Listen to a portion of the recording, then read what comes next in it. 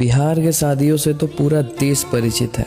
आज हम आपको बताएंगे वो 7 वचनों के बारे में जो शादी के समय दुल्हन अपने पति से मांगती है। पहला वचन में दुल्हन कहती है कि जब भी आप अपने जीवन में तीर्थ यात्रा करो, हवन, पूजा या अन्य कोई धार्मिक कार्य करो तो मुझे साथ रख के करो। यदि आप सहमत हैं तो मैं आपकी जीवन संगिनी बनना स्वीकार करती हूँ। दूसरे वचन में दुल्हन कहती है कि मैं जिस तरीके से अपने माता पिता का सम्मान करते आई हूँ उसी तरह से आपके माता पिता परिजनों का सम्मान करूँगी और मेरी ही तरह आप भी मेरे माता पिता का सम्मान करेंगे और घर परिवार को अपना मानेंगे। यदि आप सहमत हैं तो मैं आपकी जीवन संगिनी बनना स्वीकार करती हूँ। तीसरे वचन में कहती है मैं जीवन के तीनों अवस्थाओं में आपका साथ निभाऊंगी। अगर आप भी मुझे ऐसा वचन देते हैं तो मैं आपके जीवन संगिनी बनना स्वीकार करती हूँ। अब चौथे वचन में दुल्हन कहती है अब तक आप घर परिवार की चिंता से मुक्त थे। विवाह के बाद परिवार की जरूरतों को पूरा करने का दायित्व आप पर होगा।